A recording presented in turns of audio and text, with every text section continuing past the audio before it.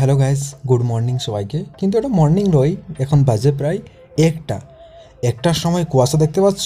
এখন দুপুর একটা, কিন্তু তাতেও এই কুয়াশা। কিন্তু আমাদের এখানে সবাই উঠে 12টা 1টা, সে আমরাও আজকে লেট করে উঠেছি। মানে এখানে ওঠার টাইমে এটা 12টা 1টা 11:30, এটাই হচ্ছে টাইম।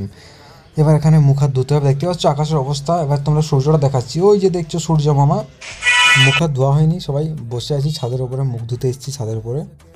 এখানে আমাদের একজন সাথী মুখ ধুচ্ছে, নিচে দেখাচ্ছি, নিচে দাঁড়িয়ে আছে। এবং বাকি সবাইদেরকে তোমাদের দেখাচ্ছি। এই যে এখানে আমাদের মুরব্বী দেখতে পাচ্ছি মুখ ধুচ্ছে, এবং তোমাদের অন্য যারা ছাদের উপর আছে তাদেরকেও জুম করে দেখাচ্ছি। ওই যে দেখছো সবাই মুখ হাত ধুচ্ছে এখন সকালবেলা। এই সবাইকার মর্নিং হয়েছে এখন। আমাদের এই সময়তেই মর্নিং হয়, 1টার সময়। 1টা 12টা 1টা, আজ একটু লেট হয়ে গেছে, কিন্তু আমরা 12টার সময় উঠি আর কি রোজ সকালে। তারপর একটু উঠে একটু কাজ চলে এসেছিলো, কাজে লেগে পড়লাম। মুখ হাত ধুয়ে নাস্তা করতে না করতেই কাজ চলে এলো হাতে, তাই কাজে লেগে পড়লাম। অনেকটাই কাজ আছে প্রায়। এই যে দেখছো কাজ করছি এখন, অমৃতসর পাঞ্জাবে কাজ করছি। তারপর অনেকগুলোই নেকলেস পড়েছে আর কি, অনেকটাই কাজ আছে, দেখতেই পাচ্ছ এখানে কাজ চলছে। এবার কাটিং করতে হবে, চলো কাটিং করা যাক।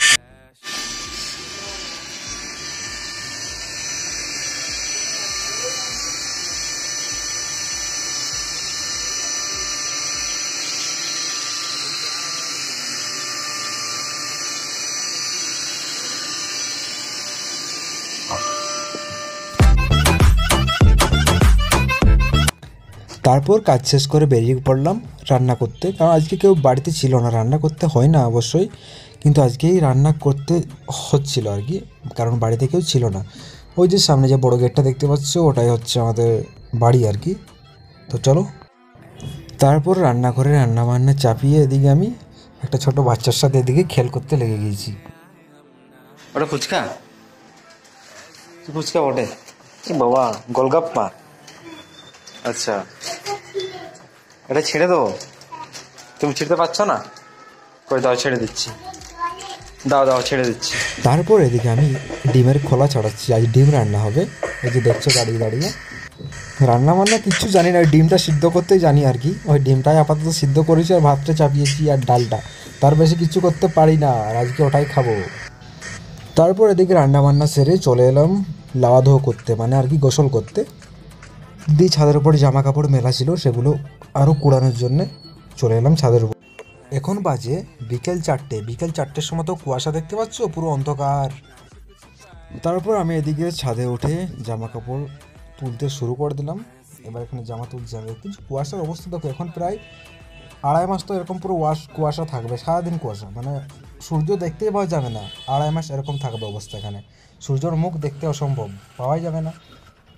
খুব খুব বেশি ঠান্ডা পড়ে গেছে এখনই এখানে। প্রায় এখন তো 2.5 মাস তখন আর সূর্যের মুখ দেখতে পাওয়া যাবে না। যতদিন ঠান্ডা থাকবে কোনো রকম সূর্য আমরা দেখতে পাবো না। ওই যে দেখছো সূর্য দেখতে পাওয়া যাচ্ছে হালকা করে চাঁদের মতো।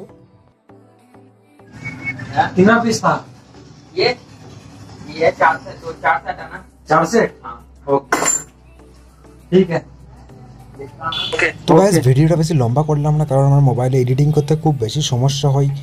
বেশি লম্বা ভিডিও হলে আমার র্যাম কম, তাই ভিডিও সেভ হতে চায় না।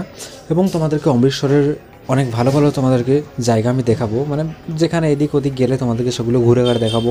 এখানে সুন্দর জায়গা অনেক কিছু আছে, সামনে আছে ইন্ডিয়া পাকিস্তান বর্ডার, এদিকে জালিয়ানওয়ালাবাগ, গোল্ডেন টেম্পল, আরও অনেক কিছু আছে। মানে পাঞ্জাবের মধ্যে যে কোনো জায়গা আমি গেলে তোমাদেরকে সেগুলো দেখানোর চেষ্টা করব। তো চলো, ভিডিও এখানে আজকে শেষ করে দিচ্ছি, এবং ভয়েসটাও দিচ্ছি পরে, কারণ মোবাইলের মাইক্রোফোনটা খুবই স্লোলি কাজ করে।